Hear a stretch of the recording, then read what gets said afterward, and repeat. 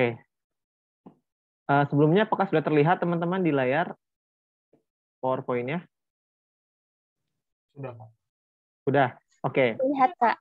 Oke, baik, makasih ya. Oke, jadi kita akan pelajari tentang senyawa kompleks. Nah, sebelum ke senyawa kompleks, kita perlu mengenal dulu apa itu ion kompleks. Jadi, ion kompleks itu merupakan suatu ion yang terdiri dari ion logam, ya. Ion logam. Di sini aku notasikan sebagai Mn+. Jadi muatannya bisa bermacam-macam. M itu logamnya, ya. Dan ligan. Jadi hanya ada dua syarat ini saja, ion logam dan ligan.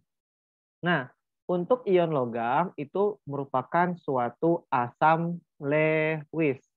Teman-teman tentu masih ingat ya, definisi dari asam Lewis itu adalah spesi yang menerima pasangan elektron bebas. Atau secara general, spesi yang menerima elektron. Sedangkan ligan ini merupakan suatu basa Lewis. Ya. Jadi dia terdiri dari dua komponen ya, ion logam dan ligan. Ion logamnya bermacam-macam ya, dari golongan 1B sampai ke 8B yang ada di deret 1, 2, dan 3. Oke.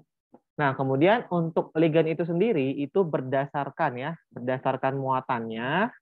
Kita bagi jadi dua ya. Berdasarkan muatan itu kita bagi menjadi ligan netral dan ligan bermuatan negatif. Bentar ya teman-teman.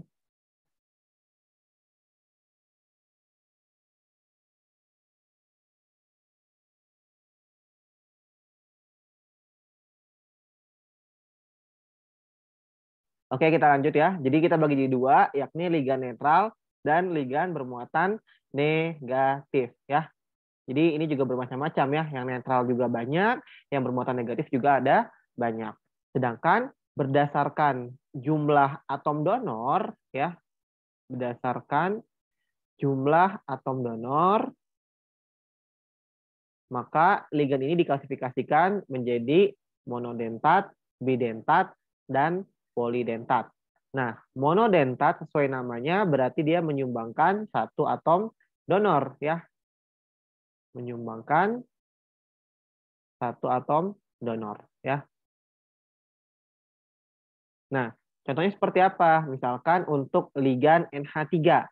NH3 kalau kita perhatikan di sini dia memiliki satu atom donor, yakni atom nitrogen yang punya pasangan elektron bebas. Jadi di sini adalah bagian donornya. Ya, jadi kalau kita punya suatu logam, misalkan CO dengan NH3, maka di sini atom N-nya yang menjadi donornya. Seperti itu. Contoh lainnya, misalkan untuk H2O. H2O juga merupakan ligan monodentat karena dia hanya menyumbangkan satu atom saja, yakni atom oksigen. Ya, di sini misalkan PB-nya. Sehingga kalau kita punya senyawa, misalkan Cu, nah ada H2O, maka di sini O-nya lah yang akan menyumbangkan PB-nya kepada ion logamnya. Ya, seperti itu. Lalu kemudian ada ligan bidentat. Sesuai namanya, berarti dia menyumbangkan dua atom donor. Ya. Menyumbangkan dua atom donor. Nah, contohnya apa? Misalkan adalah etilen diamin. Ya. Etilen diamin itu merupakan salah satu contoh dari ligan bidentat. Kenapa? Karena pada senyawa etilen diamin ini terdapat dua atom N yang memiliki pasangan elektron bebas yang bisa berperan sebagai atom donor kepada ion logam ya. Dia punya di sini PeB, ini juga ada PeB. Nah, di sini PeB inilah yang akan menjadi tempat disumbangkannya ke ion logam. Jadi kalau kita punya misalkan CO di sini ya, ini adalah N, ini adalah N, set, sorry. Kita punya N di sini ya. Set ya, menjadi seperti ini ya. Jadi dia bidentat karena ada 2 atom yang disumbangkan. Lalu kemudian yang terakhir itu ada polidentat, itu bisa 3, 4, 5 dan seterusnya.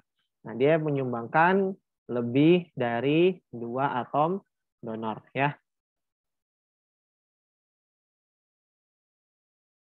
Nah, contoh yang paling sering kita temui adalah dien atau juga EDTA ya.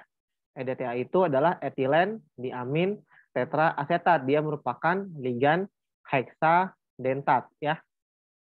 Nah, tapi dengan catatan biasanya pada pH sangat basah. Nah, kenapa? Karena struktur dari EDTA pada saat pH sangat basah menjadi seperti ini. Ini adalah N, etilen diamin ya, sama seperti sebelumnya. Lalu tetraasetat, berarti ada 4 gugus asetat. 1 di sini, O minus di sini ya. Kemudian 2 ini ada O minus. Kemudian dari N yang kiri ada 2 asetat juga, ini O minus. Lalu dari bawah juga sama, ini ada 2 asetat. Nah, kalau teman-teman perhatikan di sini ya, terdapat 6 atom donor. Yang mana aja, Kak? 2 dari N, lalu 4 dari masing-masing oksigen. Jadi 1, 2, 3, 4, 5, dan 6. Sehingga dia merupakan ligan heksadentat ya. Seperti itu adalah untuk EDTA. Ada bermacam-macam lagi tapi nggak aku sebutkan semuanya ya. Teman-teman bisa mencari sendiri jenis-jenis ligannya. Oke.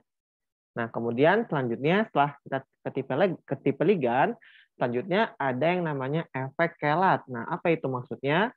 Jadi kalau teman-teman perhatikan ya, misalkan kita punya logam M2+ ya, ditambah dengan 6NH3 menjadi MNH3 6 kali 2+. Dia memiliki nilai KF atau tetapan pembentukan kompleks sebesar 10 pangkat 7. Lalu kemudian di sini kita punya M2+ ditambah 3 etilen diamin menjadi MEN 3 kali 2+ yang memiliki nilai tetapan pembentukan kompleks sebesar 10 pangkat 16. Nah, KF itu, ini aku jelasin ya, merupakan tetapan pembentukan kompleks. Nah, teman-teman belum belajar kesetimbangan kan ya? Di sini aku cuma ngasih tahu saja istilahnya ya, pembentukan kompleks.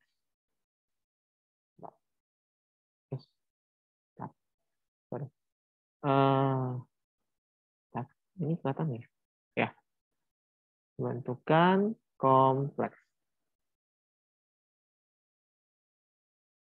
Nah, di nilai KF ini ya, semakin besar nilai KF, maka reaksi itu akan semakin suka ke arah kanan ya.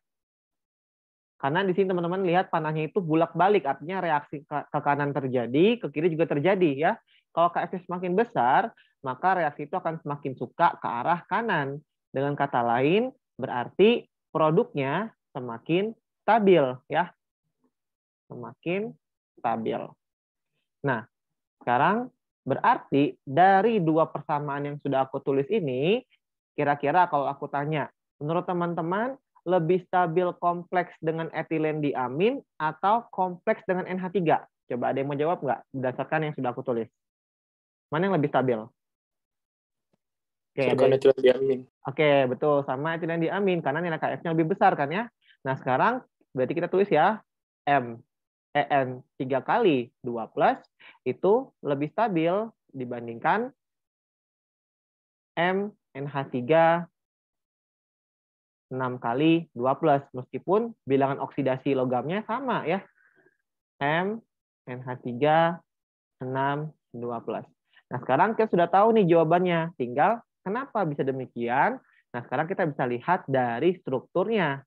Untuk MEN 3 kali, kalau kita lihat strukturnya, ingat ya tadi EN itu merupakan ligan bidentat. Berarti di sini ada 3 ligan bidentatnya. Kita gambarkan, ini adalah N, ini adalah N, satu ligan, kemudian ini ada N, ini ada N, 2 ligan, lalu di sini ada N, di sini ada N lagi. Maka 3 ligan ya, dibandingkan dengan NH3. Misalkan ya. H3, ini NH3, ini NH3, kemudian ini adalah NH3, dan ini adalah NH3 ya. Nah, sekarang kalau misalkan aku mau memutuskan ligan NH3 seperti ini, jadi ikatan antara M dan N yang di atas ini putus, maka apa yang terjadi? Ya sudah, NH3-nya akan lepas ya. Jadi M, terus ini NH3, ini NH3, ini NH3, ini NH3, dan yang bawah juga NH3. Ya, jadi kalau sudah putus, ya udah tidak tertolong, dia akan terlepas menjadi NH3 bebas. Nah, tapi sekarang kalau misalkan ikatan antara M dan N yang di atas ini aku putuskan pada kompleks MEN 3 kali, apa yang terjadi? Maka yang terjadi seperti ini ya. Ini adalah N, ini masih tetap ya, N, N, N, N ya. Seperti ini, dan ini seperti ini. Nah, jadi ikatan antara M, N-nya putus yang bagian atas. Tapi antara M dan N yang belakang masih utuh.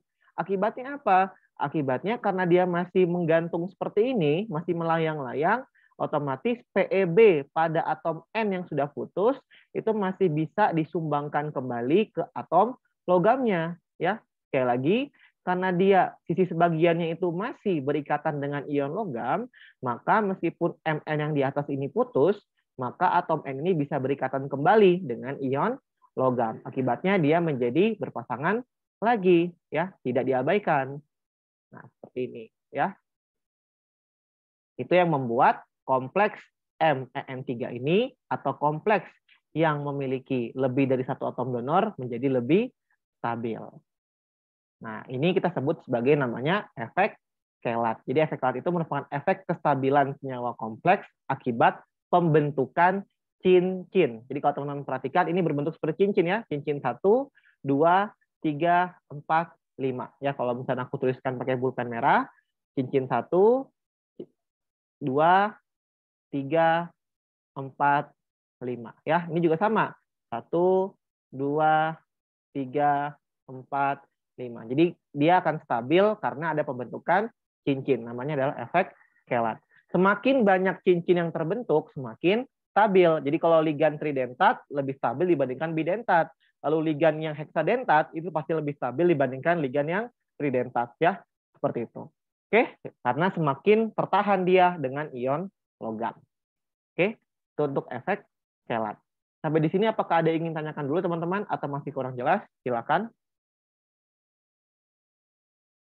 Oke. Kalau belum ada, kita lanjutkan ke bagian selanjutnya, yakni tata nama senyawa kompleks. Nah, sebelum kita ke tata nama senyawa kompleks, kita perlu mengenal beberapa nama ligan. Ini sudah aku translate ke bahasa Indonesia, beberapa nama ligan. Teman-teman bisa baca sendiri ya. Ini ada asetato, amin, dan seterusnya. Gampangnya adalah setiap ligan yang bermuatan negatif ya itu akan ada belakang O akhirannya ya. Biasanya akhirannya adalah O. Oke, itu adalah untuk ligan yang bermuatan negatif. Untuk ligan-ligan bidentat dan seterusnya teman-teman bisa cari sendiri ya. Ini ligan-ligan yang aku kasih yang biasa ditemukan. Oke. Nah, kita mulai langsung latihan aja ya untuk penamaan senyawa kompleks. Nah, di sini yang pertama dulu ya, yang aku contohkan dulu ya. Misalkan kita punya senyawa kompleks CO, H2O, 6, 2+ ya, ion kompleksnya seperti ini. Nah, ini namanya adalah ion kompleks bermuatan positif. Karena muatan dari ion kompleks itu bermuatan positif ya. Nah, bagaimana penamaannya? Untuk penamaannya sendiri kita tuliskan nama ligan terlebih dahulu. H2O namanya adalah aqua. Dia jumlahnya ada 6, maka namanya menjadi heksa aqua. Nah, ini adalah atom kobalt. Kobalt Nah, sekarang kita lihat berapa bilangan oksidasi dari atom kobalt. Nah, bagaimana cara menentukan bilangan oksidasi?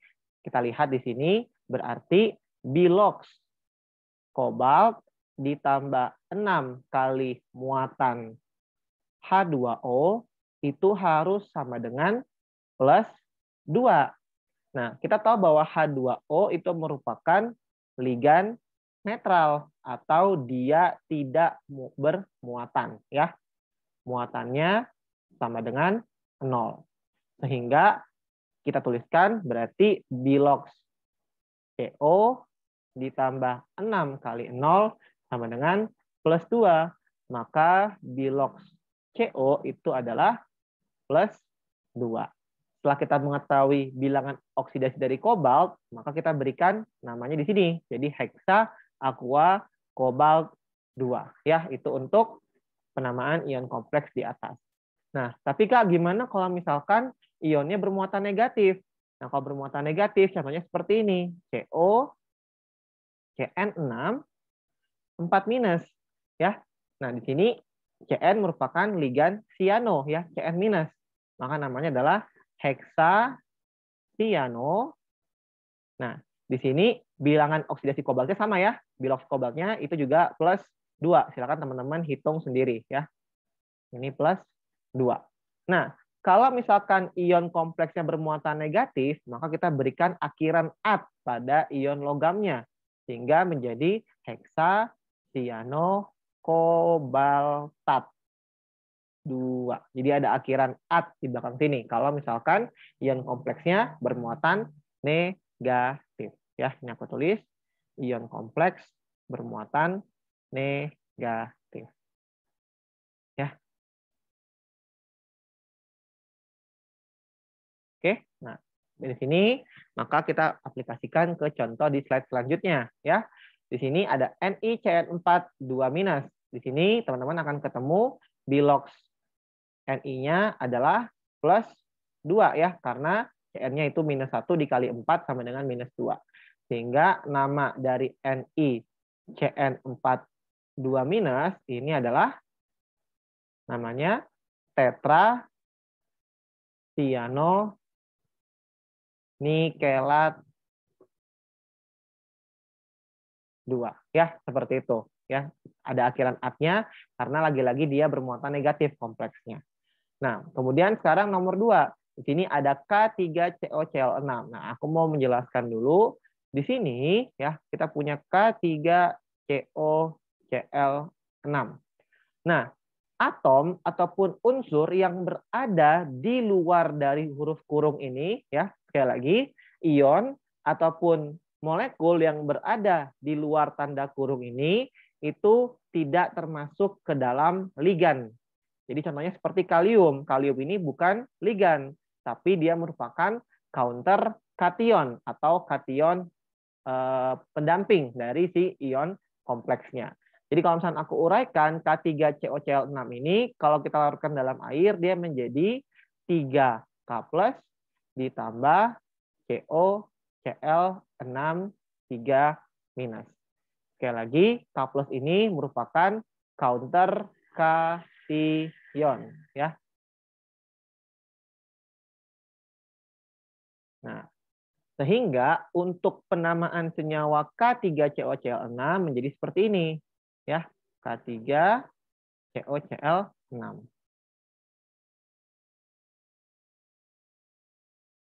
K3COCl6 ya. Menjadi namanya adalah kalium. Jadi kita sebutkan dulu counter kationnya. Baru kita lihat ada 6 ligan kloro, berarti heksa kloro. Lalu di sini dari COCl6 3- kita tahu bahwa bilangan oksidasi kobalt adalah 3+. Dan juga jangan lupa muatan dari ion kompleksnya bermuatan negatif. Sehingga namanya menjadi kalium heksaklorokobaltat 3. Ya, ini nggak cukup. Oke, seperti itu. Oke, itu untuk penamaan senyawa kompleks.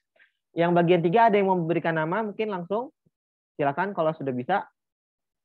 Ada yang mau mencoba? Nama dari senyawa nomor 3? Dikloro Hmm? tetraamina kobalt. Oke, kobalt berapa? Kobalt itu 3. Oke, betul. Nah, tapi makasih banyak ya tadi yang sudah menjawab.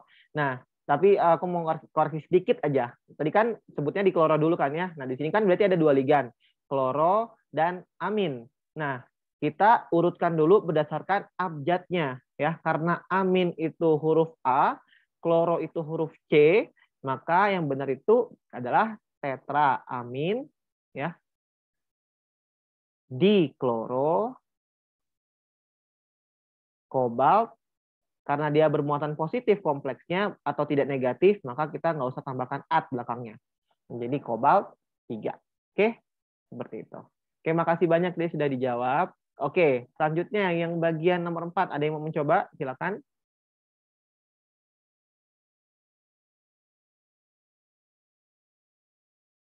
Ya, sama-sama belajar kan ya, buat siap-siap besok juga. Kalau ada soal seperti ini, teman-teman bisa. Kira-kira nomor 4 ada yang mau mencoba? Nama senyawanya apa?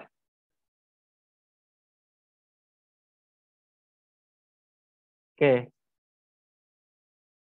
oke, nggak apa-apa ya kalau teman-teman nggak usah ragu ya, nggak apa kita coba ya. Oke, di sini kan ada natrium kan ya, berarti natrium heksa nitro, delta NO2 namanya tadi adalah NO2, N-nya ya, nitro ya. Oke, heksa nitro, kobaltat 3 ya, seperti itu. Ya, kenapa 3? Karena kalau kita uraikan menjadi 3Na plus ditambah CONO2 6 kali 3 minus. Makanya kobaltnya bermuatan plus 3 ya, seperti itu. Nah, yang ini kebalikannya, kalau ini justru kompleksnya bermuatan positif. Jadi kalau misalnya kita uraikan kompleks yang bawah sini ya, maka kalau kita uraikan dia akan menjadi Mn En 3 kali 2 plus ditambah 2 Cl minus. Nah, Cl minus ini namanya adalah counter anion ya. Ini namanya adalah counter anion. Ingat, counter anion itu dia bukan ligan ya. Oke, seperti itu. Nah, sehingga nama dari senyawa MnEn 3 kali Cl2 menjadi tri.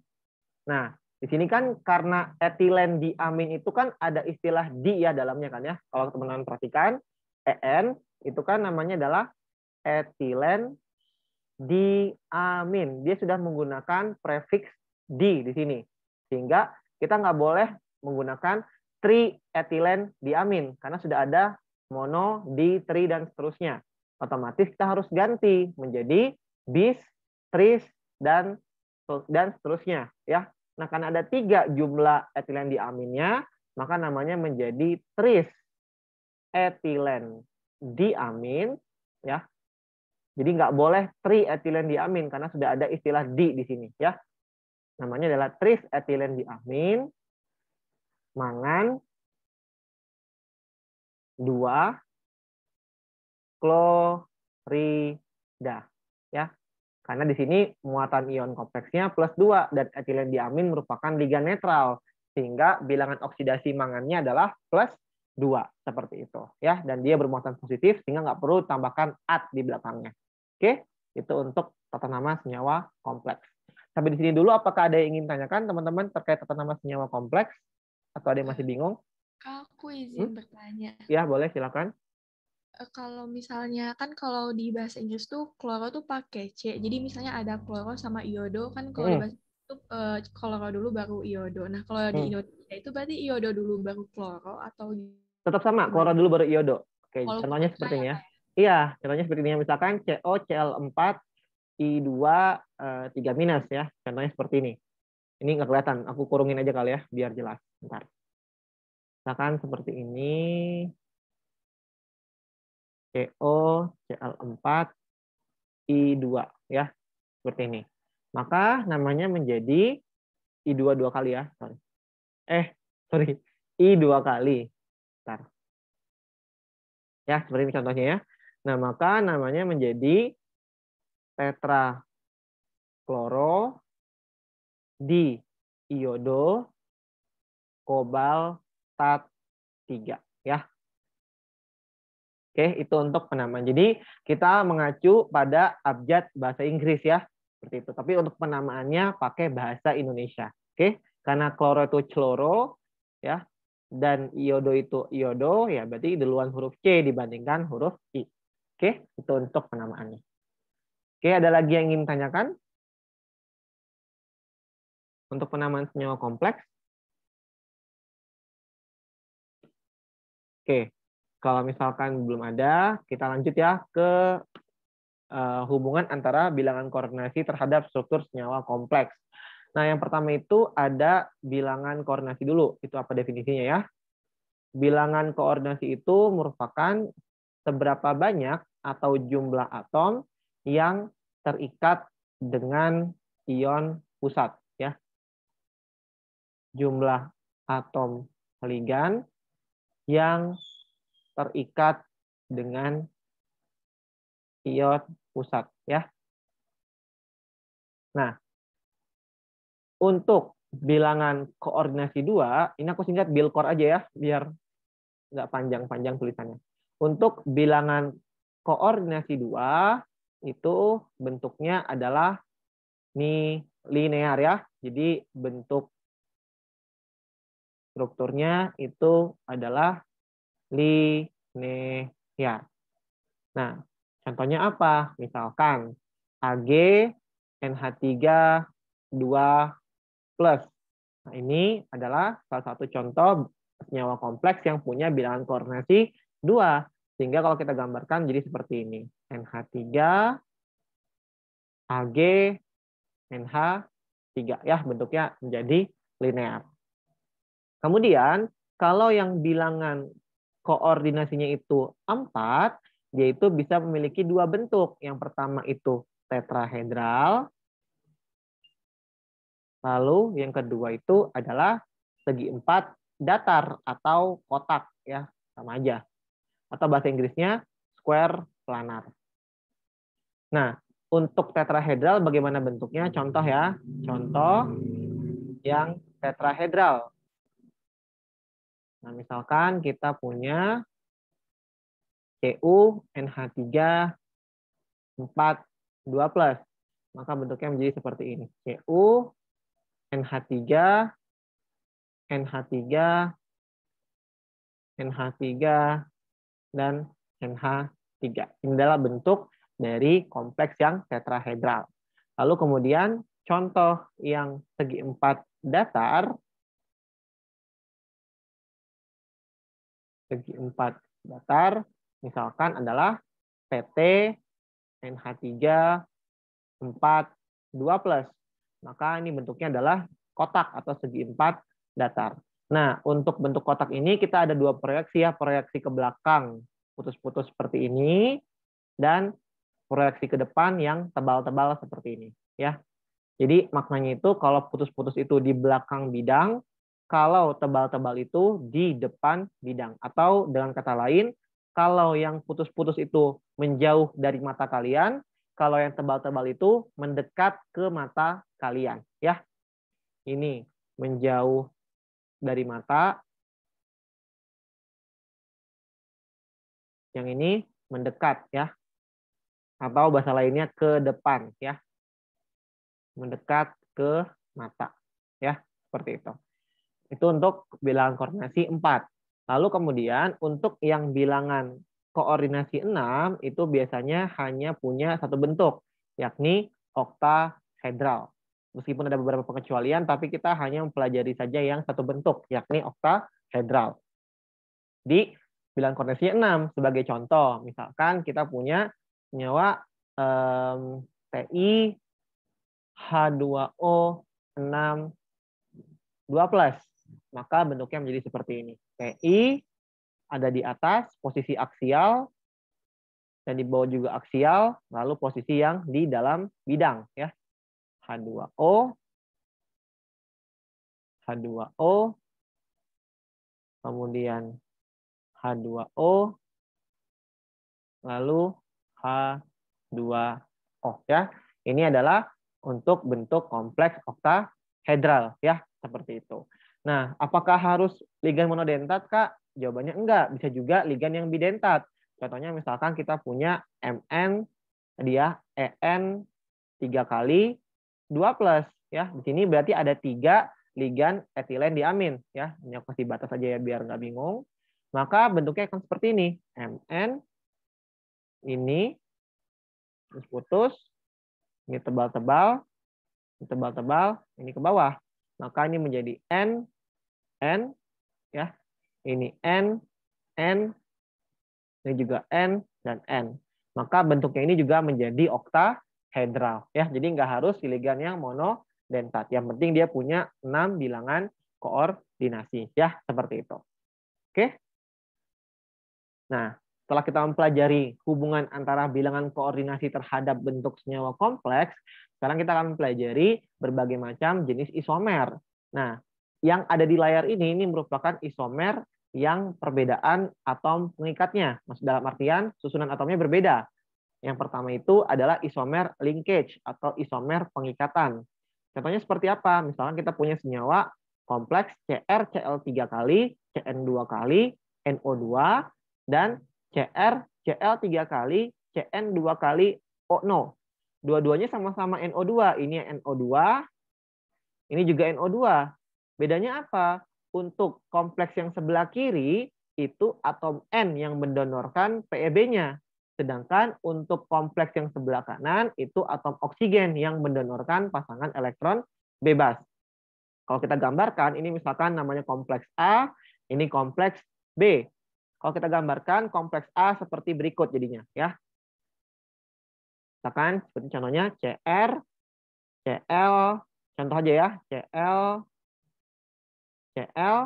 ini misalkan adalah Cn, ini adalah Cn. Nah, yang ini adalah NO2.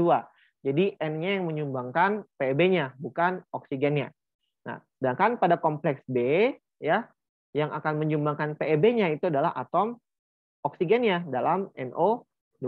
Ya, Cl, misalkan ini Cl, ini Cn, ini adalah ONO. Jadi meskipun sama-sama NO2, maka tapi yang menyumbangkannya adalah atom oksigen pada kompleks B, sedangkan pada kompleks A yang menyumbangkannya adalah atom nitrogen. Ya, seperti itu. Nah, kita sebut sebagai namanya isomer linkage atau perbedaan pengikatannya. Ya, seperti itu. Lalu yang kedua adalah isomer ionisasi. Nah, di sini perbedaan ionisasinya. Sebagai contoh, misalnya kita berikan nama ini kompleks C, ini kompleks D. Ya. Nah, pada kompleks C, kalau kita uraikan ya, Cr, Cl6, Br3, kalau kita ionisasikan, maka akan menjadi Cr, Cl6, 3+ ditambah 3 Br minus. Sedangkan pada kompleks D, kalau kita uraikan, ya, ini adalah Cr, Cl3, Br3, Cl3, kalau kita uraikan, maka akan menjadi Cr, Cl3, Br3, 3+ ditambah 3 Cl minus.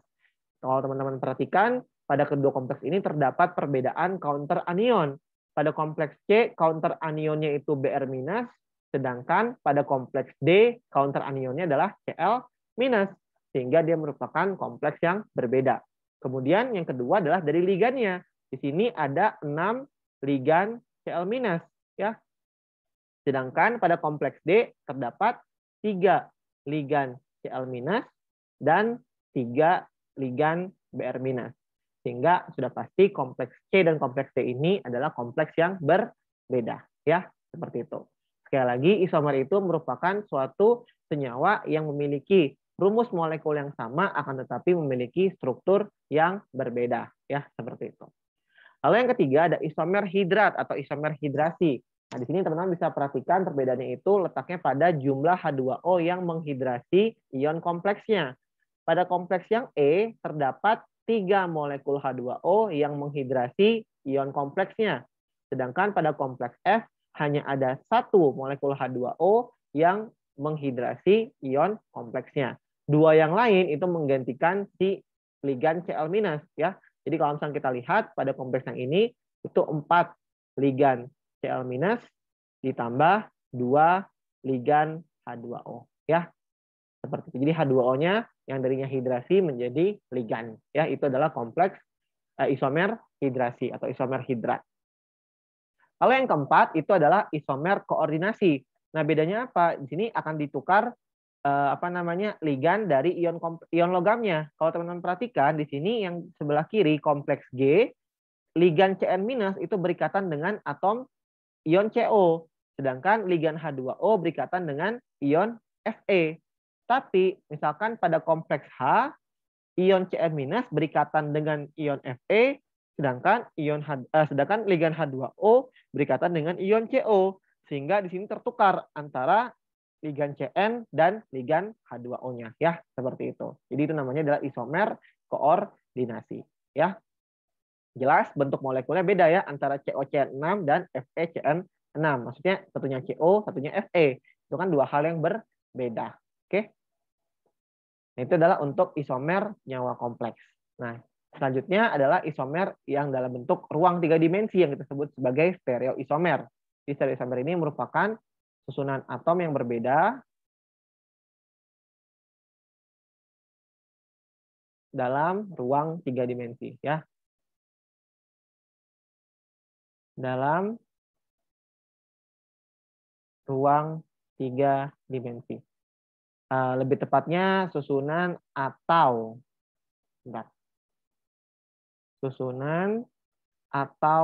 orientasi ya.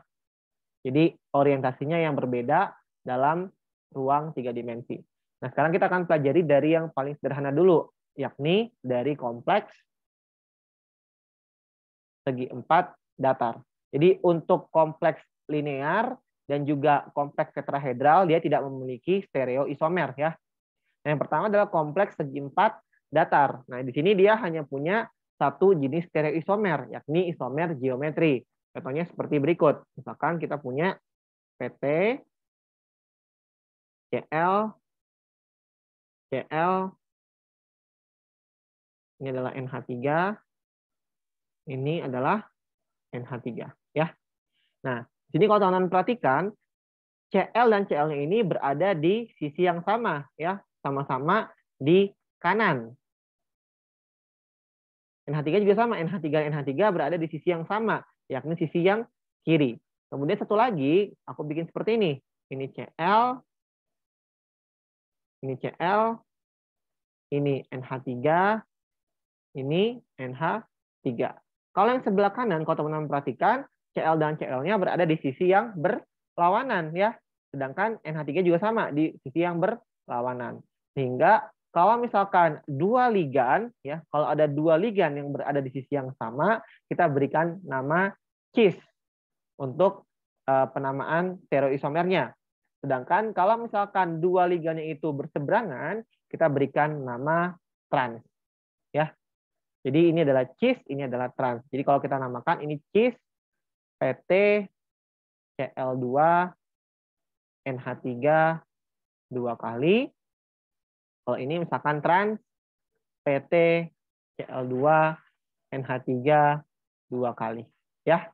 Nah, antara isomer cis dan trans ini kita sebut dia sebagai namanya isomer geometri ya. Oke, itu adalah untuk penamaan isomer cis dan trans untuk kompleks segi 4 datar. Lalu kemudian kita beranjak ke kompleks selanjutnya, yakni kompleks oktahedral ya. Nah, untuk kompleks oktahedral ini dia punya 3 macam isomer. Yang pertama itu ada isomer, ganti lambang aja ya. Yang pertama itu ada isomer geometri juga ya. Kemudian yang kedua itu ada isomer. Ini cis trans ya, cis trans. Lalu yang kedua itu adalah isomer fasial dan meridional. Lalu yang ketiga itu ada isomer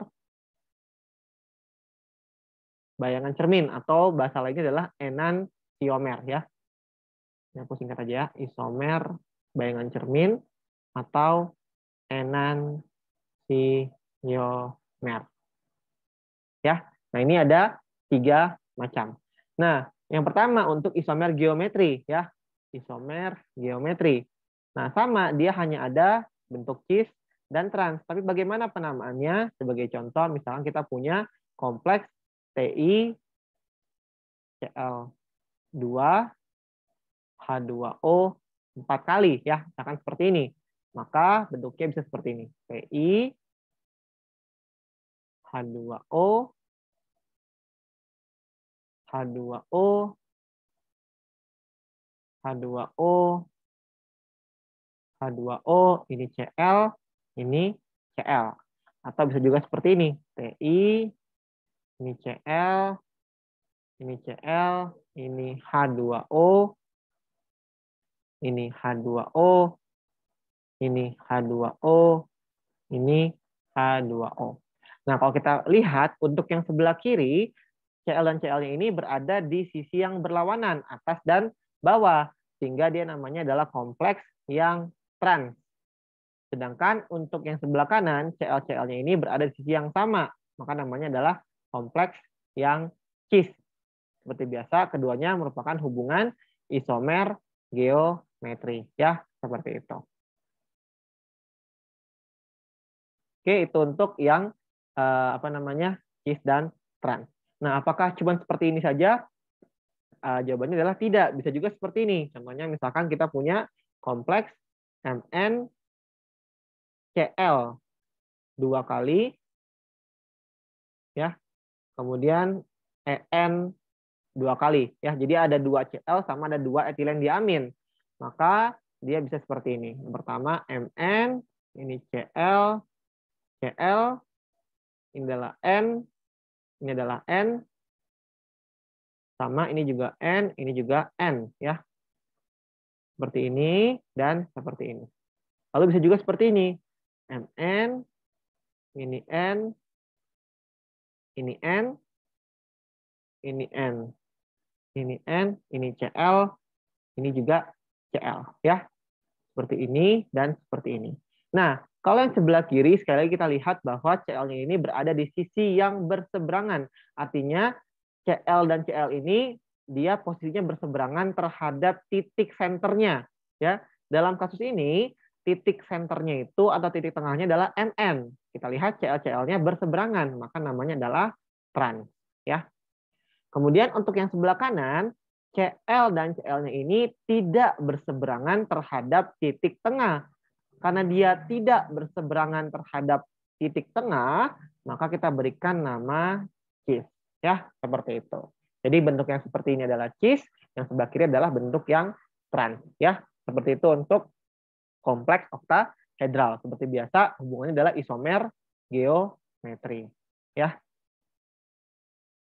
Nah, kemudian selanjutnya isomer kompleks oktahedral yang kedua adalah isomer fasial dan meridional.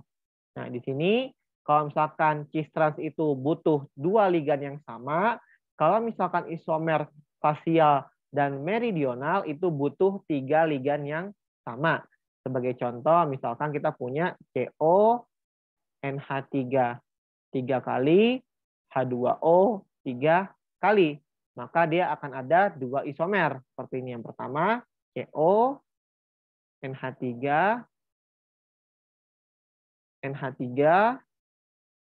dan NH3. Kemudian ini adalah H2O, dan H2O. Nah, kalau kita perhatikan di sini, kalau kita hubungkan antara NH3, dan NH3, maka jadi seperti ini. Ya. Akan bentuk suatu segitiga yang berada di muka, ya, menghadap ke muka gitu ya bentuknya. Ini juga sama, O, dan O. Maka dia akan membentuk di muka, satunya ke atas kiri, satunya ke bawah kanan. Maka karena dia berbentuk muka, kita namakan isomer fasial. Gampangnya, untuk isomer fasial, sudut antara 3 ligan yang sama itu 90 derajat ya. 3 ligan yang sama itu sebesar 90 derajat ya. Nah, satu lagi adalah isomer yang meridional. Seperti apa? Contohnya seperti ini. Kan ini adalah NH3, ini adalah misalkan NH3, ini adalah NH3. Lalu ini misalkan adalah H2O, ini adalah H2O, ini adalah H2O. Ya. Maka kalau kita hubungkan antara ligan yang sama, N, nah, dia melewati garis tengah kan ya, namanya adalah isomer meridional ya. O, seperti ini, dia juga melewati garis tengah. Sehingga namanya adalah isomer meridional.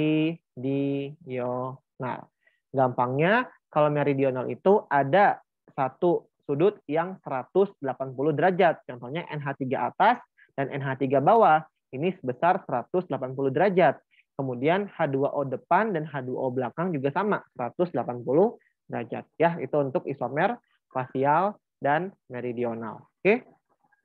Nah, kemudian yang ketiga itu ada stereoisomer. Enantiomer ya. Nah, jadi enantiomer itu merupakan suatu bayangan cermin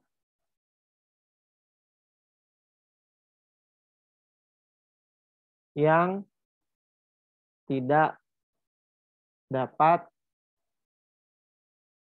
ditumpang tindihkan ya.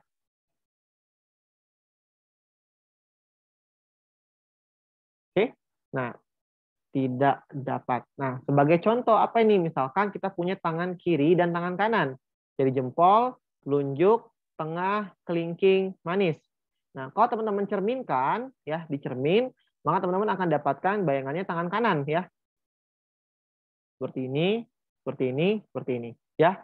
Jadi kalau misalnya teman-teman ini aku kasih contoh, teman-teman cerminkan tangan kiri di kaca, maka teman-teman akan lihat bayangan cermin itu seperti tangan kanan ya. Nah, seperti ini kan tangan kanan. Nah, tapi kemudian coba teman-teman samakan orientasinya. Ini kan berarti jempol ya. Jempol ini juga adalah jempol ya. Nah, kalau kita samakan orientasinya, jempol dengan jempolnya ya, kita samakan, maka apa yang terjadi?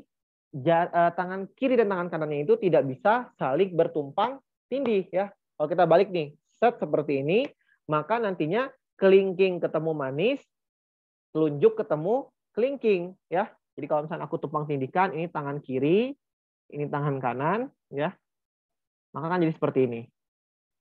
Seperti ini, seperti ini, seperti ini, seperti ini, seperti ini ya. Satu lagi seperti ini nantinya. Mungkin warna yang berbeda ya. Warna biru mungkin misalkan seperti ini, gini, gini, tangannya doang yang sama, kelingking ini beda, dan seperti ini. Ya.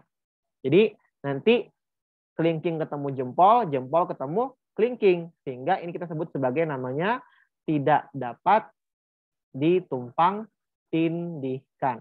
Atau bahasa Inggrisnya not superimposable. Ya. Jadi itu adalah definisi tidak dapat ditumpang tindihkan. Nah, karena tangan kiri dan tangan kanan ini tidak dapat ditumpang tindihkan, maka hubungan antara tangan kiri dan tangan kanan kita sebut sebagai enantiomer. Karena tangan kanan ini merupakan bayangan cermin tangan kiri dan tangan kiri ini merupakan bayangan cermin tangan kanan. Ya, seperti itu. Jadi sekali lagi definisi enantiomer itu adalah suatu bayangan cermin yang tidak dapat ditumpang tindihkan ya. Nah, aku berikan contoh untuk senyawa kompleksnya ya. Misalkan di sini kita punya senyawa kompleks tadi ya, Mn En 2 kali Cl2. Salah, ini penulisannya Mn Cl2 En 2 kali ya. Misalkan kita yang trans ya, bentuknya seperti ini, Mn, Cl, Cl, N, ya. Kemudian ini adalah N, ini misalkan adalah N, ini adalah N. Nah, biar apa namanya kita bedakan antara etilen diamin kanan dan kiri, kita kasih nama huruf warna yang beda ya. Ini misalkan Na, Nb ya. Biar kelihatan aja warnanya beda. Ini misalkan warna biru, Na, Nb ya. Oke. Kemudian kita cerminkan sekarang ya. Kita cerminkan. Maka apa yang terjadi? Seperti ini. Cl-nya tetap ya. Kemudian ini tetap N. Ini N. Ini N. Ini N ya. Nah, sekarang kalau kita cerminkan, Na yang di kanan menjadi di kiri ya. Ini Na, ini Nb ya. Kemudian ini menjadi Na, ini menjadi B. Nah, ini namanya senyawa A, ini senyawa B. Jadi B itu merupakan bayangan cerminnya. Nah, sekarang kita buktikan apakah senyawa B ini merupakan enantiomer dari senyawa A. Sekali lagi kita buktikan apakah senyawa B ini merupakan enantiomer dari senyawa A. Bagaimana pembuktiannya? Cara membuktikannya itu adalah kita samakan orientasinya. Dalam artian, untuk senyawa A, ligan etilen diamin yang warna biru di sebelah kiri. Tapi untuk senyawa B, ligan etilen diaminnya yang berwarna biru di sebelah kanan. Sehingga apa yang harus kita lakukan? Kita putar sebesar 180 derajat. Ya, kita putar 180 derajat sehingga ligan yang biru sebelah kiri, ligan yang merah sebelah kanan biar persis kayak senyawa aslinya. Ya, kita pengen buktikan. Maka jadi seperti ini, Mn, Cl, Cl, ini putus-putus N, ini putus-putus N, ini N, ini menjadi N ya. 1, 2, 2 ya. Sekarang Na yang merah jadi di sini, Na, Nb, yang biru di sini. Ini Na, ini Nb. Nah, ini adalah senyawa B aksen yang mau kita buktikan apakah bisa bertumpang tindih dengan A atau tidak. Nah, sekarang kita tumpang tindihkan antara A dan B aksen. Ternyata kalau teman-teman tumpang tindihkan, ini akan sama aja. Cl-nya ketemu Cl ya di sini. Ini juga Cl. Kemudian N ketemu N ya. Ini N, ini N, ini N, ini N.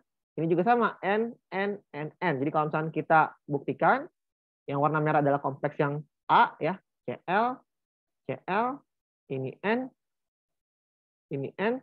ya, ini N, ya. Jadi seperti ini. Sekarang dengan kompleks yang warna B aksen, yang warna merah, misalnya aku tuliskannya Mn, sama. Ini ada Cl juga di sini, ini juga Cl, ini juga ada N-nya, ini juga ada N-nya. Sama ya, dia saling bertumpang tindih ya. Nah, gitu. Jadi yang merah itu adalah kompleks yang B, sedangkan yang hitam adalah kompleks yang A. Nah, karena dia saling bertumpang tindih, maka A dan B itu bukan enantiomer. Karena sekali lagi bayangan cerminnya itu bisa ditumpang tindihkan ke senyawa aslinya. Maka A dan B ini bukan enantiomer. Ya, atau nama lainnya adalah mereka adalah senyawa yang sama. Ya. Oke, itu adalah untuk kompleks A dan B. Ya, ini untuk yang cis-nya ya, yang transnya. Nah, sekarang bagaimana kalau misalkan untuk kompleks yang cis-nya ya? Bentar. Misalkan untuk kompleks yang cis-nya ya, cis Mn Cl2 En 2 kali. Nah, maka ini akan ada beda cerita ya. Kalau kita gambarkan berarti ini adalah Mn, ini misalkan adalah N ya. Ini adalah N, ini Cl ya. Ini Cl, ini N ya. Set ya. Ini misalkan kompleks yang A. Kita cerminkan ya. Seperti biasa kita berikan warna yang beda biar kelihatan ini misalkan Na. NB kompleks yang sebelah kiri, ini Na, NB ya. Nah, sekarang kita cerminkan jadi seperti ini. M, N, Cl,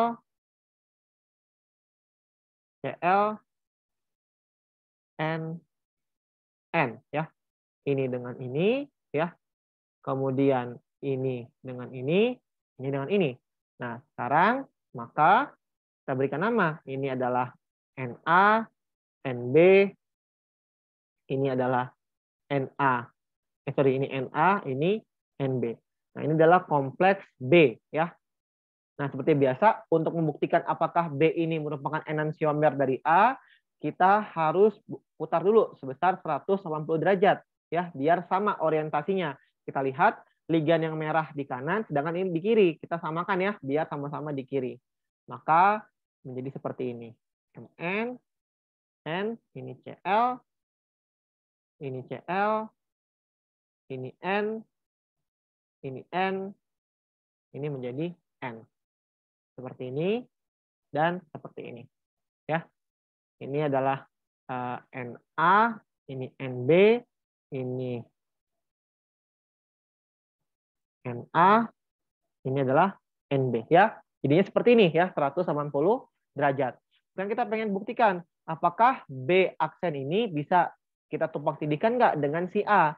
Ternyata tidak bisa. Kenapa? Kalau teman-teman perhatikan, di sini Cl-nya ini di depan ya.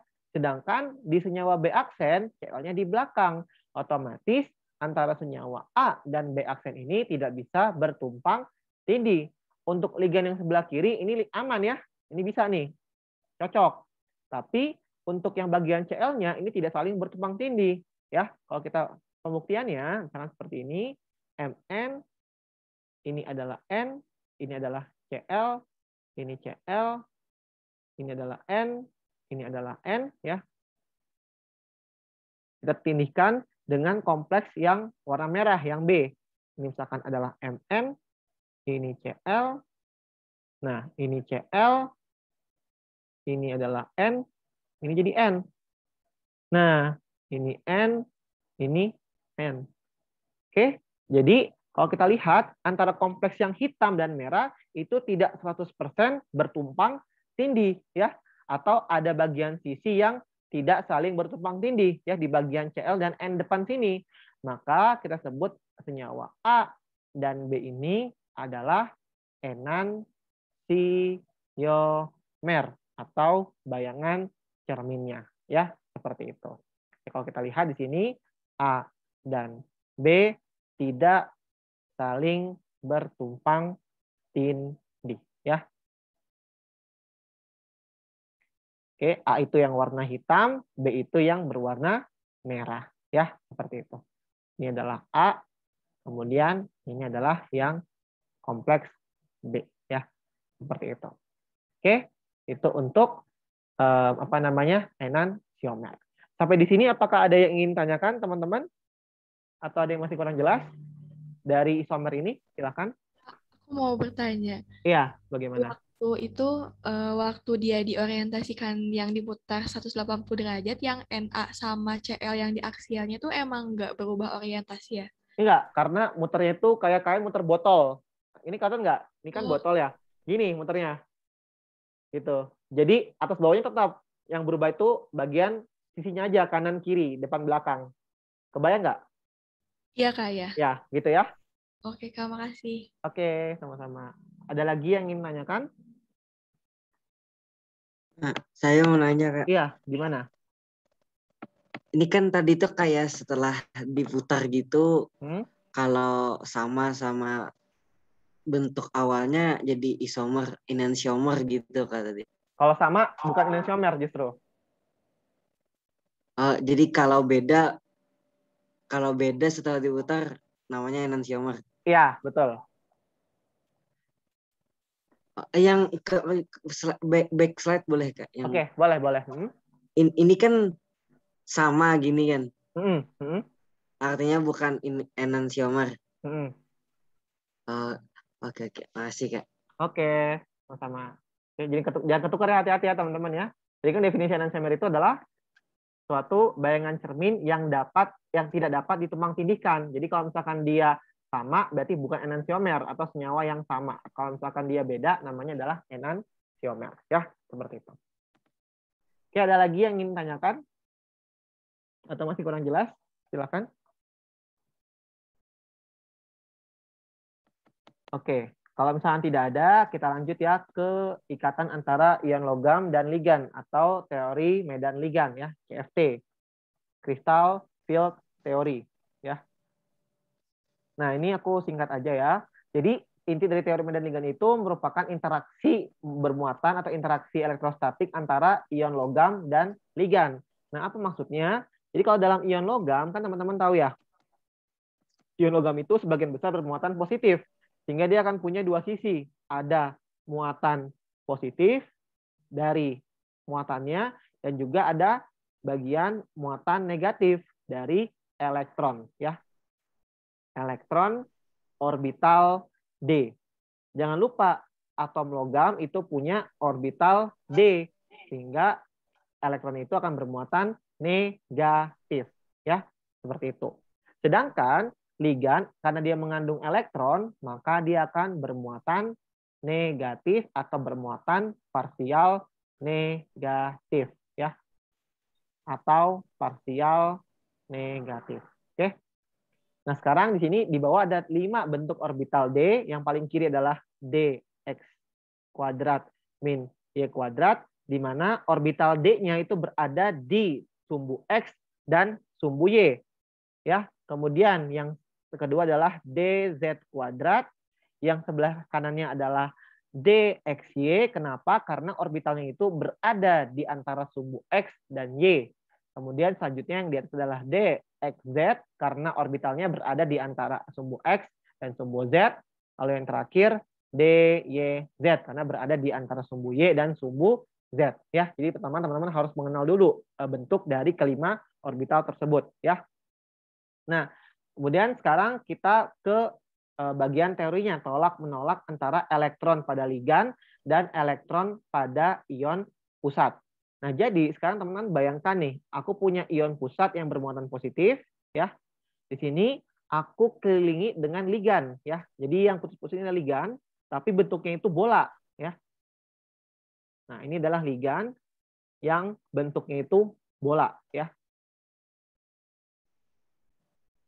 Nah, karena elektron itu juga punya, karena ion logam juga punya elektron dan ligan juga punya elektron, maka akan terjadi tolak-menolak antara elektron pada ligan dan elektron pada orbital D yang ada di sini, ya. Sehingga yang awalnya dia punya energi yang rendah seperti ini menjadi naik seperti ini. Tapi yang naiknya 5-5-nya karena bentuk ligannya itu berbentuk bola sehingga dia akan sama dari segala arah dan segala sisi. Sehingga 5-5-nya akan naik. Maka ini kita sebut sebagai dalam keadaan bebas, free ion. Ini kita sebut sebagai namanya spherical field atau dipengaruhi oleh medan bola ya. Spherical field. Nah, kemudian selanjutnya kita baru spesifik ke bentuk tertentu. Yang pertama adalah bentuk oktahedral. Nah, kita tahu ya oktahedral itu bentuknya seperti ini. M, L itu ligan ya. Ini L, ini L, ini L, ini L, ini L, dan ini adalah L. Nah, sekarang apa yang terjadi kalau misalkan bentuk kompleksnya itu oktahedral? Maka sekarang ligan-ligannya itu akan menempel pada sumbu X, Y, dan Z ya. Ligan menempel di sumbu X, Y, dan Z. Nah, karena ligan menempel pada sumbu X, Y, dan Z, apa yang terjadi? Maka yang terjadi adalah orbital-orbital D yang berada di sumbu X, Y, dan Z itu akan tertolak elektronnya dengan elektron ligan. Sebagai contoh misalkan untuk orbital dz kuadrat ya. Nah, pada orbital dz kuadrat di sini kan ada elektron. Ini juga ada elektron. Kemudian ligannya juga mengandung elektron. Ini ligan ya, yang gua hapus. Ini ligan juga mengandung elektron. Sehingga yang terjadi adalah terjadi tolak-menolak antara elektron ligan dengan elektron orbital DZ kuadrat. Ya. Antara elektron ligan dengan elektron DZ kuadrat. Hal ini yang membuat nantinya orbital D yang tadinya dia energinya sama menjadi naik. Dan kemudian sisanya menjadi turun. Jadi orbital yang naik energinya ini merupakan orbital yang berada di sumbu, yakni orbital dx kuadrat min y kuadrat dan orbital dz kuadrat. Kalau kita lihat ya, ini dz kuadrat di dalam sumbu z, dx kuadrat min y kuadrat di sumbu x dan y. Sehingga sekali lagi karena ligannya berada di sumbu x, y, dan z, maka orbital-orbital yang berada di sumbu akan tertolak elektronnya dengan elektron ligan. Kita tahu ya, negatif ketemu negatif itu akan nggak stabil, makanya energinya menjadi bertambah. Sehingga dua energi ini naik ke atas. Sedangkan yang lainnya, dxy, dxz, dan dyz menjadi turun. Ya, seperti itu. Jadi awalnya mereka berkawan semua ya. Di sini sama, kemudian menjadi duanya naik, dan satunya turun, tiganya turun.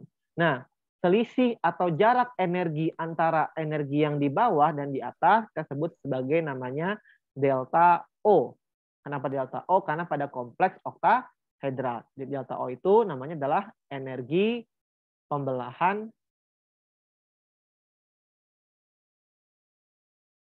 orbital D pada kompleks oktahedral, ya.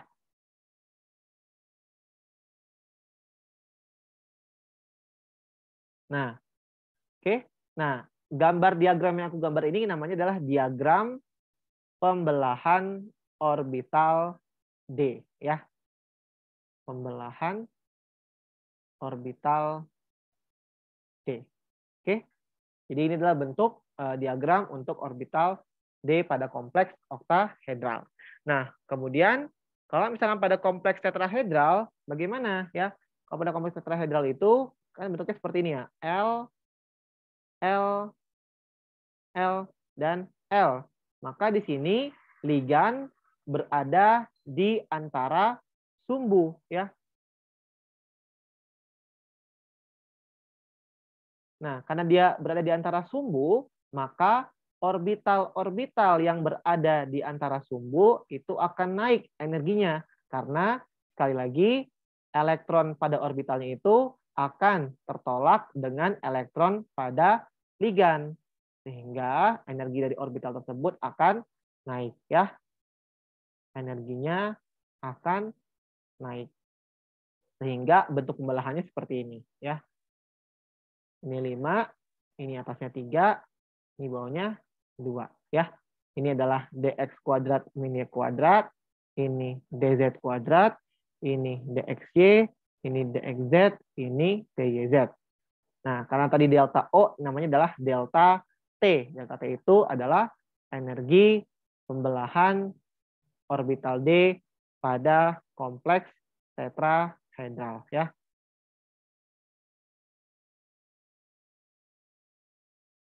D pada kompleks tetrahedral. Nah, ini adalah untuk bentuk diagram pembelahannya untuk kompleks oktahedral dan kompleks tetrahedral ya, seperti itu. Oke. Sampai di sini dulu, apakah ada yang ingin tanyakan teman-teman untuk bentuk pembelahannya? Oke. Kalau misalkan belum ada, di sini kita lanjut lagi ya ke slide selanjutnya, yakni deret spektrokimia. Nah, ini kita simpan dulu ya. Deret spektrokimia ini melambangkan kekuatan dari suatu ligan. Kita lihat CO ini merupakan ligan yang paling kuat dan I- merupakan ligan yang paling lemah. Jadi urutannya CO, CN, fenantrolin, dan seterusnya ya. Seperti itu. Oke, nah ini kita simpan buat bahas di bagian selanjutnya. Nah, sekarang di sini ada yang namanya kompleks high spin dan low spin. Ini berdasarkan nilai delta oktahedralnya. Ya, kalau misalkan nilai delta oktahedralnya itu besar, maka dia akan menjadi kompleks low spin. Sedangkan kalau delta oktahedralnya itu kecil, maka dia akan menjadi kompleks high spin. Nah, biar semakin paham, kita langsung ke contoh saja ya. Misalkan contohnya itu adalah senyawa CO CN6 4- dan CO I6 4-. Kedua-duanya sama-sama CO2+ ya. Ini CO2+, ion pusatnya. Ini juga CO2+ ya. Konfigurasinya ini berarti AR 4S2 3D7 4S0 3D7 ya.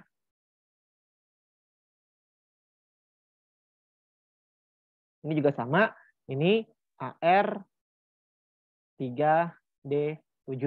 Nah, sekarang kita lihat bedanya untuk kompleks yang kiri ini ligannya CN, sedangkan kompleks yang kanan ligannya I. Nah, apa pengaruhnya? Kita lihat, ligan CN ini merupakan ligan yang paling kuat, sehingga menyebabkan nilai energi pembelahan atau delta oktahedralnya akan semakin besar. Ya, jadi kalau kita gambarkan energi pembelahannya, ini D7 ya. Maka untuk yang kiri seperti ini. Ya, ini adalah DXY, DXZ, DYZ, ini adalah DX kuadrat min Y kuadrat, ini DZ kuadrat ya. Kemudian untuk yang kompleks sebelah kanan menjadi seperti ini. Ya, nilai delta oktahedralnya kecil. DXY, DXZ, DYZ, ini adalah DX kuadrat minus Y kuadrat, ini DZ kuadrat. Ini juga sama, D7. Nah, ini adalah delta oktahedral, ini juga adalah delta oktahedral. Ya. Kalau D7 berarti ada 7 elektron ya.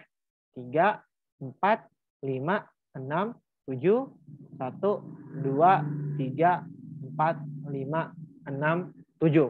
Nah, sekarang perbedaannya apa? Perbedaannya pada kompleks yang sebelah kiri, kita lihat pertama kita mengisi dulu yang bagian bawah. 1, 2, 3. Nah, karena jarak antara orbital yang di bawah dan orbital yang di atas itu terlalu jauh, ibaratkan ini lantai 1 gedung, ini lantai 10. Kan terlalu jauh tuh untuk loncat. Capek kan ya? Maka elektron keempat itu memilih berpasangan dengan orbital yang di bawah. Yang kelima juga sama, yang keenam juga sama. Meskipun dia sama-sama bermuatan negatif, tapi ya udahlah mau gimana lagi, daripada naik ke lantai 10 capek, mending aku berpasangan dengan elektron meskipun aku nggak suka gitu ya analoginya. Lalu elektron ketujuh naik ke atas karena nggak ada lagi tempat di bawah ya, seperti itu. Lalu untuk kompleks yang sebelah kanan, yang pertama 1, 2, 3. Nah, karena jarak antara orbital yang di bawah dan di atas itu nggak terlalu jauh, ibaratkan ini lantai 1, ini lantai 3, maka dibandingkan dia harus berpasangan sama elektron, mending dia kabur ke atas. Keempat, elektron kelima, keenam, dan ketujuh. Jadi perbedaan antara kompleks yang sebelah kiri dan sebelah kanan itu terletak pada pengisian elektronnya pada diagram pembelahan orbital D-nya. Ya, kalau teman-teman perhatikan, pada kompleks yang sebelah kiri itu hanya ada 1 elektron yang tidak berpasangan. Sedangkan pada kompleks yang sebelah kanan terdapat 3 elektron yang tidak berpasangan. Nah, that's why untuk kompleks yang sebelah kiri kita sebut dia sebagai kompleks low spin karena jumlah elektron yang tidak berpasangannya sedikit. Sedangkan kompleks yang sebelah kanan kita sebut sebagai high spin karena jumlah elektron yang tidak berpasangannya banyak, ya, seperti itu. Nah, di sini kita dapat menghitung nilai momen magnetik efektifnya atau mu efektif. Maka mu efektif itu rumusnya adalah akar N dikali N plus 2, di mana N menyatakan jumlah elektron yang tidak berpasangan. Ya. Nah, sehingga untuk kompleks CO CN6 4 minus, maka nilai mu efektifnya itu adalah akar 1 dikali 1 plus 2 atau sama dengan akar 3 satuannya bond magneton.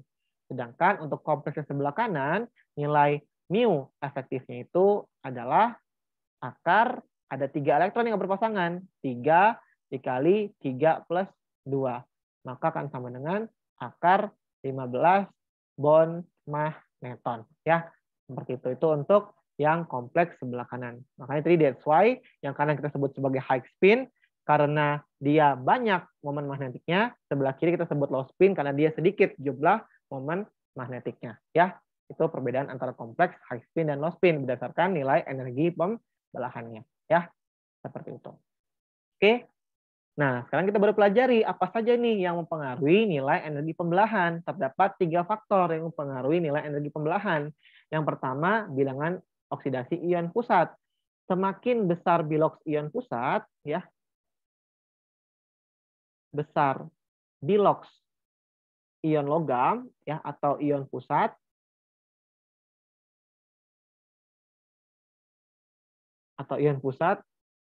maka yang terjadi adalah jarak antara ligan dan ion logam akan semakin dekat, ya. Antara ion logam dan juga ligan itu akan semakin dekat.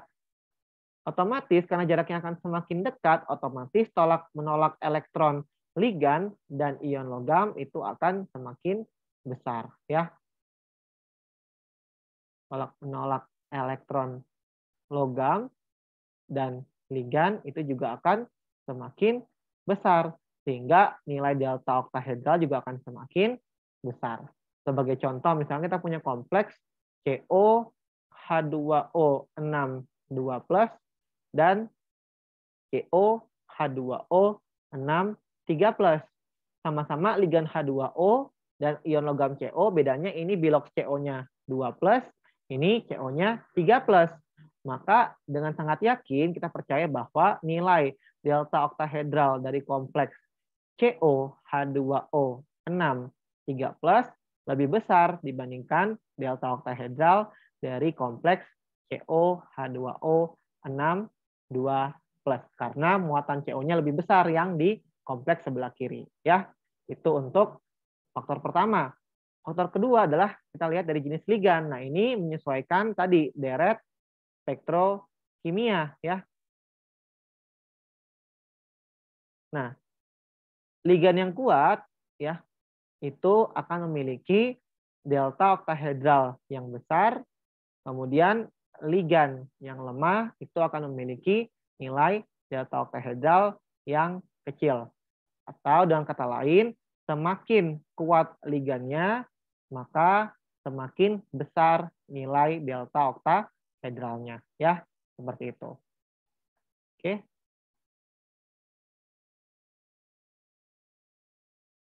Nah, sebagai contoh tadi misalkan kita punya kompleks CO CN6 4- dan COI6 4-. Dua-duanya sama-sama CO2+, ini juga CO2+. Tapi bedanya yang satunya ligan CN, satunya ligan I-. Sehingga nilai delta oktahedral dari COCN6 4- itu pasti lebih besar dibandingkan delta oktahedral dari kompleks COI6 4-.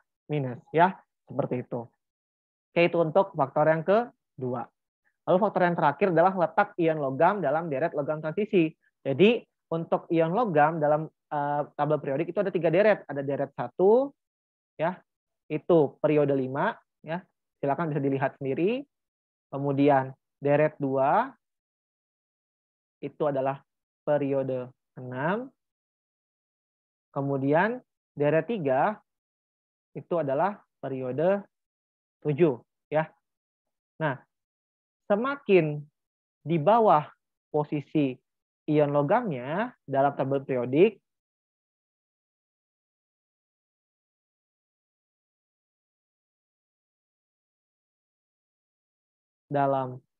periodik, maka nilai delta oktahedral juga akan semakin besar, ya. Maka delta oktahedral akan semakin besar ya. Sebagai contoh, misalkan kita punya ion nikel. Nikel itu golongan D8 ya. Kemudian PT juga D8. Tapi nikel itu di deret 1, sedangkan PT itu di deret 3 ya. Nah, kita bandingkan misalkan antara kompleks NiH2O 6,2+ dan PT H2O 6,2+. Nah, dua-duanya sama-sama bermuatan +2 dan sama-sama ligannya adalah H2O. Nah, sekarang mana yang memiliki nilai delta oktahedral yang lebih besar? Karena PT di deret 3, maka jelas delta oktahedral PT itu akan lebih besar dibandingkan nilai delta oktahedral dari ion Ni2+. Ya, seperti itu. Jadi tidak hanya ligan saja, terdapat dua faktor lain yang mempengaruhi nilai energi pembelahan orbital D-nya. Ya, seperti itu. Oke. Sampai di sini apakah ada yang ingin tanyakan dulu teman-teman? Mungkin kalau misalnya kecepatan, sorry. Ada yang ingin tanyakan mungkin atau masih kurang jelas? Silakan. Oke. Kalau misalkan tidak ada, ini aku bahas satu lagi topik lagi yang terkait warna kompleks ya. Warna senyawa atau ion kompleks ya. Nah, ini kenapa bisa demikian? Nah, ini kita balik lagi ke energi pembelahan ya. Jadi misalkan nih, aku punya kompleks seperti ini ya. Misalkan ini 1, 2, 3 ya. Ini D3 misalkan. Tapi delta oktahedral kecil. Yang satu lagi, ini kompleks A misalkan. Biar gampang. Satu lagi misalkan seperti ini ya.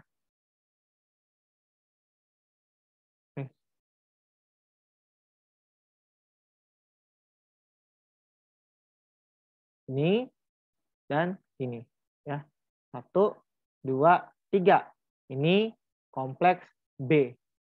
Nah, sebenarnya warna yang dihasilkan dalam kompleks itu terjadi karena yang pertama ya, elektron yang di bawah sini itu bisa mengalami eksitasi ke posisi atas ya, misalkan tereksitasi ini ya. Seperti ini ya, dengan menyerap panjang gelombang ya. Jadi ada sinar ultraviolet ada sinar foton, dia akan membuat elektronnya naik ya. Seperti ini. 1, 2. Nah, setelah naik karena dia tidak stabil, elektronnya di atas, maka dia turun lagi ke bawah. Nah, pada saat dia turun, dia itu akan memancarkan foton lagi dengan panjang gelombang tertentu, ya. Nah, hubungan antara panjang gelombang yang diserap dengan panjang gelombang yang dipancarkan itu kita bisa tuliskan dalam bentuk roda warna. Jadi, misalkan ini merah, ya. Ini jingga, ini kuning, ini biru, ini ungu, hijau dulu, sorry. Ini hijau, ya. Kemudian ini biru, ini ungu.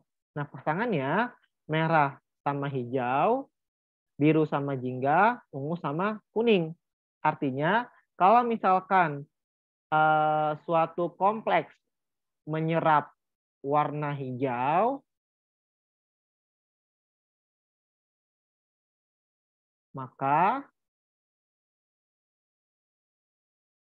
dia akan memancarkan warna merah, ya. Maka kompleks tersebut memancarkan warna merah. Jadi warna yang kita lihat itu adalah warna merah untuk kompleks tersebut karena merupakan warna komplementer atau warna pasangannya, ya. Seperti itu. Oke. Jadi kalau misalnya kita menyerap warna ungu kompleksnya, maka yang kita lihat adalah warna kuning. Kalau dia menyerap warna jingga, maka yang akan dilihat adalah warna biru, ya, atau warna komplementernya. Seperti itu. Oke? Nah, sekarang kita lihat ya, untuk kompleks A dan kompleks B. Karena nilai delta oktahedral dari kompleks B itu lebih besar daripada delta oktahedral dari kompleks yang A, otomatis berarti lambda yang diserap pada kompleks B itu akan lebih kecil dibandingkan lambda yang diserap pada kompleks A. Kenapa? Karena ingat lagi hubungan antara energi dengan lambda pada struktur atom, di mana energi sama dengan Hc per lambda. Jadi kalau misalkan energinya besar, maka lambdanya kecil. Kalau energinya kecil, maka lambdanya besar. Ya, seperti itu. Nah, itu adalah untuk materi alasan warna senyawa kompleks. Oke, sampai di sini mungkin ada yang ingin tanyakan teman-teman. Aku bahas singkat terkait soal giveform ini. Silakan. Atau ada yang masih kurang jelas mungkin? Oke, kalau nggak ada kita bahas sedikit lagi ya. Ini untuk di giveform. Oke, ada yang nanya tentang enantiomer. Boleh nggak, Kak? Oke. Oh iya, sorry tadi aku lupa ya. Tadi untuk yang sebelumnya tadi, untuk senyawa yang punya enantiomer kita sebut dia sebagai senyawa kiral. Aku lupa tadi sampaikan. Nah, ini berarti merupakan senyawa kiral ya. Jadi A itu adalah senyawa kiral ya. B juga sama, B juga merupakan senyawa kiral. Jadi senyawa kiral itu adalah senyawa yang punya enantiomer. Udah gampangnya seperti itu. Oke? Itu adalah definisi senyawa kiral. Oke? Senyawa yang punya enantiomer. Oke? Sip. Oke, selanjutnya tadi ya soal giveform. Yang aku bahas singkat aja ya teman-teman. Oke, ini untuk soal nomor 1 ya. Tentukan jumlah isomer geometri untuk senyawa koordinasi dari platina yang memiliki geometri kotak berikut. Oke, PT, BrCl, NH3. Ini jelas ya teman-teman. Yang nomor 1 ini kan beda-beda semua ya. Pasti dia hanya punya satu isomer geometri atau dirinya sendiri ya. Nah, ini maka jawabannya adalah 1 ya. Karena dia nggak punya isomer cis dan trans ya, dia hanya punya satu struktur seperti ini. Oke. Kemudian nomor 2 itu ada PT Cl NH3 Br. Nah, ini dia akan punya 2 isomer ya. Cis dan trans. Ya. Ini adalah trans. Nanti teman-teman gambarkan lagi sorry ya, plus yang cis. Maka ini akan ada 2 isomer. Kemudian yang terakhir PT Br Cn 3 kali. Ini juga sama kayak nomor 1 ya. Ini Br Cn Cn Cn, maka ini akan ada hanya 1 isomer saja. Oke, itu untuk jawaban nomor 1. Oke. Lalu kemudian untuk nomor 2 ini ada diagram Born-Haber ya namanya. Diagram Born-Haber. Pertanyaan ini apa nih? Oh, pertanyaan ini pasti nilai X ya. Oke, nilai X-nya bagaimana? Nah, ini teman-teman pakai ini ya, sifat entalpi, di mana entalpi itu merupakan besaran keadaan ya, atau fungsi keadaan. Jadi dia hanya bergantung pada keadaan awal dan keadaan akhir saja. Bagaimanapun jalurnya itu tidak peduli ya, dia hanya bergantung pada keadaan awal dan keadaan akhir ya. Awal dan akhir. Sehingga kita bisa tuliskan seperti ini ya. Ini kan ada namanya delta H0F ya. Ini delta H0F ya.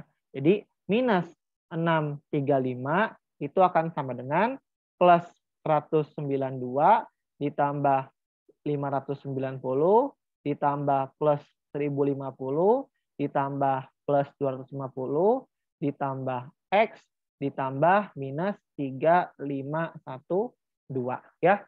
Sehingga X sama dengan tinggal minus 635 dikurangi sisanya. Lalalala. Nah, ya, seperti itu. Oke. Ini teman-teman akan ketemu nilai X-nya sama dengan sekian kilojoule ya, seperti itu. Oke, itu untuk soal nomor 2 ya. Ini perlu ketelitian aja ya, hati-hati untuk mengerjakan soalnya. Oke. Nah, untuk yang nomor 3 ini yang mana nih pertanyaannya? Yang nomor 15 bukan ya? Yang nanya siapa ini? Aku lupa di G-form. Yang 14 udah lewat kan ya materinya? Yang 15 kayaknya ya? Iya, Kak, 15A. Oke. Baca dulu ya. Dua buah logam dipasangkan dalam dua wadah yang berbeda, yaitu wadah A dan masing-masing dalam ini dengan input yang berlebih. Ya. Oke. Nah, di sini kan kita lihat ya, ini kan untuk logam yang A, ya, EI. Untuk logam yang A, itu pertama 498, kemudian 4560, dan 6910. Ini adalah EI1, ini EI2, ini adalah EI3. Ya. EI3. EI itu adalah energi ionisasi namanya ya, energi ionisasi. Oke. Nah, cara gampangnya adalah untuk mengetahui muatan yang stabil, teman-teman lihat dari trennya ya. Di sini trennya dari EI1 ke EI2 itu dia berubah sekitar 4.000 ya. Sedangkan dari EI2 ke EI3 itu hanya selisih 2.400. Maka kita lihat yang paling besar. Yang paling besar itu dari EI1 menuju EI2.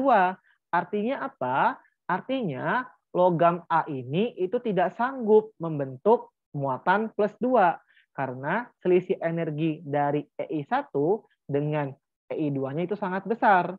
Sehingga atom A atau ion A yang paling stabil adalah A+, atau dia hanya melepas 1 elektron saja. Karena kalau dia mau melepaskan 2 elektron, dia butuh selisih energi yang besar sekali, sekitar 4.000 ya, seperti itu. Sedangkan untuk yang B ya 736, 1445 dan 7330. Kita lihat loncatan energinya ya. Ini EI1, EI2 dan ini adalah EI3. Dari EI1 ke EI2 ini sekitar 700, EI2 ke EI3 sekitar 6.000 ya. Maka untuk ion yang B dia tidak sanggup untuk membentuk muatan 3+, karena selisih dari 2+ ke 3+-nya sangat besar energinya. Sehingga bentuk dari ion B yang paling stabil adalah B2+, atau dia bisa melepaskan 2 elektron. Ya, seperti itu. Oke. Sampai di sini apakah jelas? Yang bertanya Mentari ya yang nanya? Iya, Kak, jelas. Ya, jelas. Makasih, Kak. Oke. Karena semua pertanyaan G-form-nya sudah aku jawab dan waktunya juga sudah lebih dari 90 menit, maka kalau misalnya teman-teman ada pertanyaan, silakan drop aja pertanyaannya di grup atau boleh personal chat ke aku ya. Kalau dari aku mungkin cukup sekian untuk tutor pada malam hari ini. Kurang lebihnya mohon maaf. Terima kasih teman-teman sudah semangat untuk belajar pada malam hari ini. Aku tutup. Assalamualaikum warahmatullahi wabarakatuh. Semangat besok kuisnya teman-teman. Assalamualaikum. Waalaikumsalam. Terima kasih, Kak. Saya boleh nanya. Kak. Iya. Oh iya, gimana? Itu Kak, saya tadi kalau misalnya delta T-nya besar, apa yang terjadi tadi, Kak? Delta T atau delta O? Delta T yang antar jika kan tadi yang ada dx kurang y kuadrat sama dz kuadrat sama yang itu kalau jarak lebih jauh artinya delta T-nya lebih besar. Ya, semakin jauh jaraknya berarti semakin besar delta pembelahannya. Itu akibatnya itu nanti di panjang gelombang yang diserap semakin kecil berarti. Oh, kalau elektron yang tidak berpasangan lebih banyak delta O tadi. Ya, jadi sama aja mau delta O, delta T itu kalau misalnya dia besar dua-duanya, maka nanti elektronnya itu semakin banyak yang nggak berpasangan gitu. Semakin besar nilai delta O-nya, semakin banyak elektron yang berpasangan. Karena dia nggak mau ke atas, dia milih berpasangan dengan temannya di bawah gitu.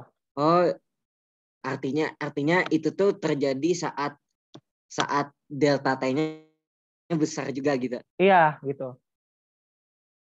Delta T itu emang Delta T itu untuk kompleks yang tetrahedral, delta O untuk yang oktahedral. Itu bedanya di situ. Oh, yes, ya. Oke? Tapi sama-sama energi pembelahan. Oke? Siap, makasih Kak. Oke, sama-sama. Nuhun, Kak. Oke, semangat ya besok kuisnya.